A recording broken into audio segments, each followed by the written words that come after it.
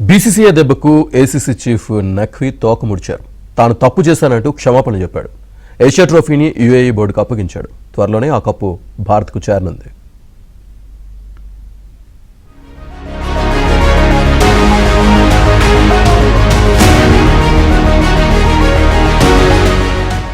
Asia cup final తర్వాత జరిగిన పరిణామాలపై క్రికెట్ ప్రపంచంలో తీవ్ర చర్చ కొనసాగుతోంది. టైటిల్ గెలిచినప్పటికీ ట్రోఫీతో పాటు మెడల్స్ భారత జట్టుకు అందలేదు.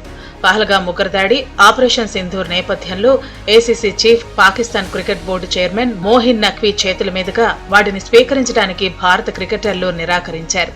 దీంతో ట్రోఫీ, మెడల్స్ ను నఖ్వీ తనతో పాటు తీసుకువెళ్లారు.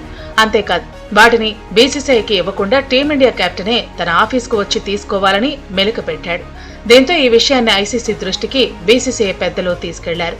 అలాగే ట్రోఫీ చౌర్యం, నియమాల ఉల్లంఘన నేపథ్యంలో నఖ్వీని ఆసియా క్రికెట్ కౌన్సిల్ చీఫ్ పదవి నుంచి తొలగించి అతడిపై చర్యలు తీసుకోవాలని బీసీసీఐ ఐసీసీ మీద ఒత్తిడి తెచ్చింది. ఈ క్రమంలో నఖ్వీ వెనక్కి తగ్గాడు. బీసీసీఐకి క్షమాపణలు చెప్పినట్లు వార్తలు వస్తున్నాయి.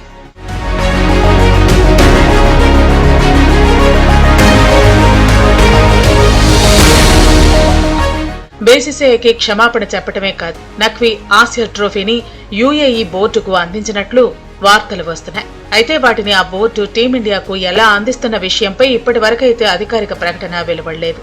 మంగళవారం వర్చువల్ గా జరిగిన ఆసియా క్రికెట్ కౌన్సిల్ సమావేశంలో బీసీసీఐ ప్రతినిధులు రాజీవ్ శుక్లా, ఆశిష్ షెలార్ నఖ్వీని ప్రశ్నించారు.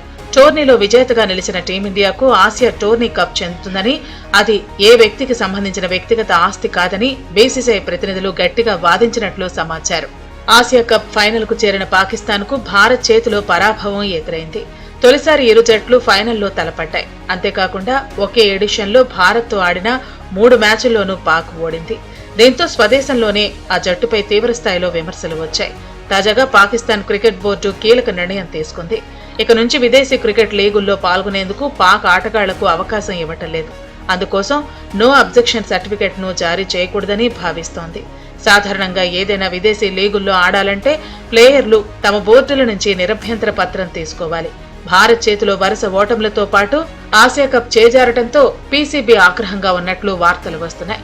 ఇప్పటికే ఎన్ఓసీల జారీపై పీసీబీ సీఓఓ సుమైర్ అహ్మద్ కీలక ప్రకటన జారీ చేసినట్లు తెలుస్తోంది.